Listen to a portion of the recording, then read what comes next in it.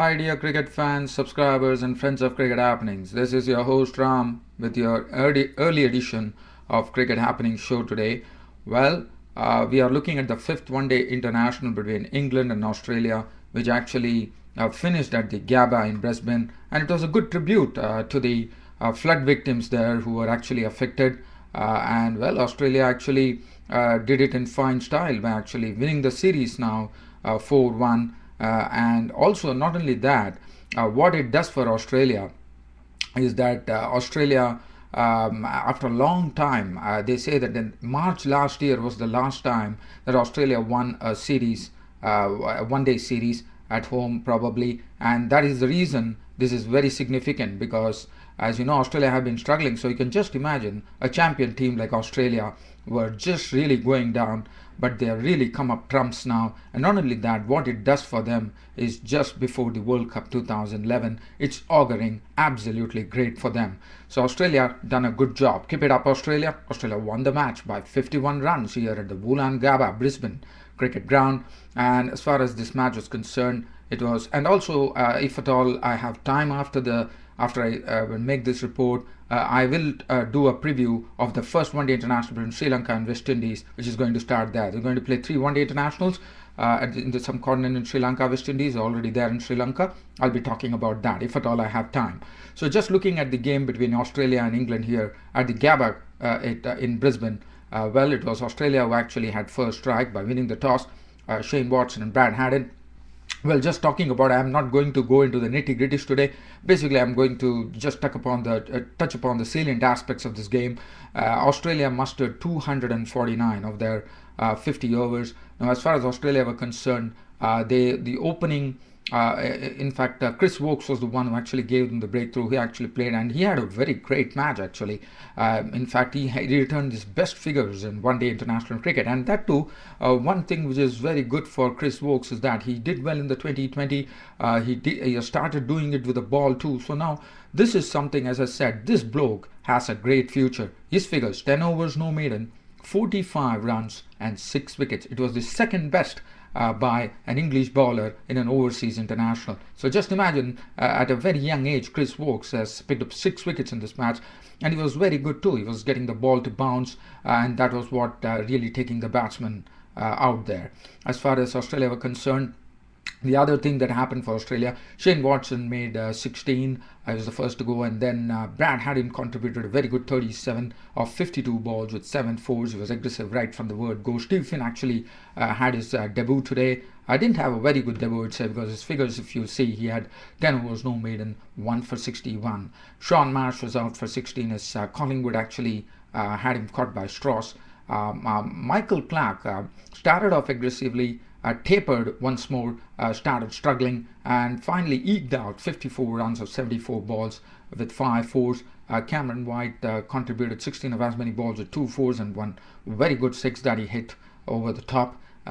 David Hussey was clean bowled by Woakes. Now Woakes actually came in and in one particular over actually picked up 3 wickets. And David Hussey was bowled by Woakes for 34 of 46 balls, 2 fours. And Mitchell Johnson took advantage of a struggling Ajmal Shahzad, who was a bit injured today. And Ajmal Shahzad leaked runs, and Johnson was the one who took advantage of it. He was bowled by Anderson for 16 of 19 balls with 2 fours. Hastings made 13, and Woakes was all over the place as far as Australia were concerned. And Brett Lee was out for a duck, and Dougie Bollinger was run out for 6. Steve Smith once again showed some pluck with the bat there. 24 of 25 balls. He was not out of 25 balls, 1 4 and 1 6. And Australia, taking first strike, made 249. They were 249 all out in their 49.3 overs.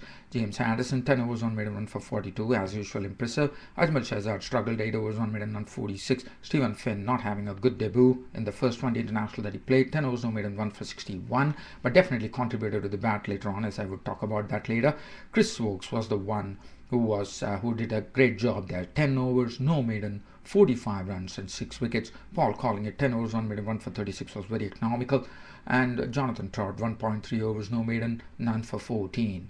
As far as England were concerned, their reply, it was Brett Lee and Dougie Bollinger. Brett Lee was the man bowling with express pace. Dougie Bollinger was also bowling superbly, and both of them troubled the batsmen Strauss and Pryor. And Brett Lee, with his pace, actually got rid of Matt Pryor first. When Matt Pryor tried to play a square drive, missed it, was clean bowled by Lee for 14. The first wicket was gone at 20. Strauss and Trott were in the middle, but Andrew Strauss was taken by Bollinger. When Bollinger had him caught by Smith, actually, he pulled at a ball from Bollinger. Smith took the catch and he was gone for 3. So that was 20 for 2 for England. Jonathan Trott and Kevin Peterson joined Jonathan Trott contributed, in fact, couldn't make any contribution today as he was caught by Bollinger of bowling of Lee. He actually tried to flick one, he was gone for a duck. So 3 down, and England innings never really got up. They were 22 for 3, really struggling. Kevin Peterson and Bell resuscitated the innings by going towards a good partnership, a 73-run partnership that they knitted there. From 22 for 3, they took on the score from 22 for 3 in 6.1 overs to they took it till the 22nd over, where they had 73 runs on the board, and everything was going well. But this was the time when Kevin Peterson fell. Now Kevin Peterson played a very, very loose shot. He was caught by Brett Lee off the ball in Hastings for 51 balls, 4 fours, and Ian Morgan continued his very poor form, and probably the technical deficiencies in Ian Morgan's batting is the one which he has to work on before the World Cup. He's been out to getting some loose shots there, and he was gone. Caught Johnson bowled by Smith for 2. Ian Bell was joined by Collingwood, but that was the time. 98 for 6. England were really, really struggling, and after that another 100 runs were added, but only Bell contributed 36 out of 61 balls with 1 4. It was clean bowled by Hastings. Watson came and picked up 2 quick wickets. Collingwood was a victim of Watson for 18 of 27 balls with 1 4. Chris Woakes was out for 8 of 25 balls.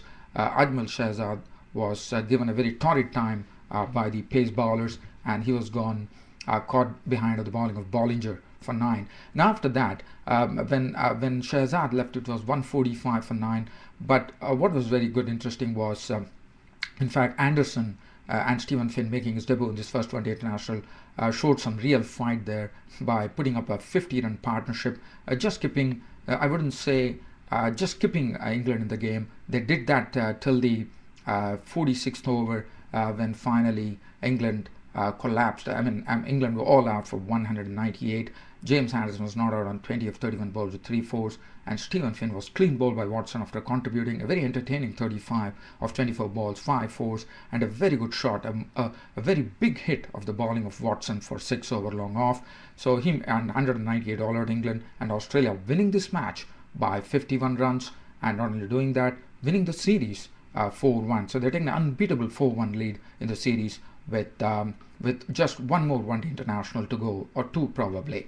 Well, so 198 all out. Brett Lee, as I said, was the one who gave the breakthrough and really made rapid inroads. Brett Lee and Dougie Bollinger made rapid inroads into the England batting. 7 overs, no made in 2 for 21. Lee was bowling with tremendous pace there. Dougie Bollinger 9 overs, no made in 257. Mitchell Johnson 8 overs, no made in none for 29. Hastings 9 overs, no made in 2 for 35 was impressive. Stephen Smith 8 overs, no made in 1 for 29. Shane Watson 4.3 overs, 1 made in 3 for 25.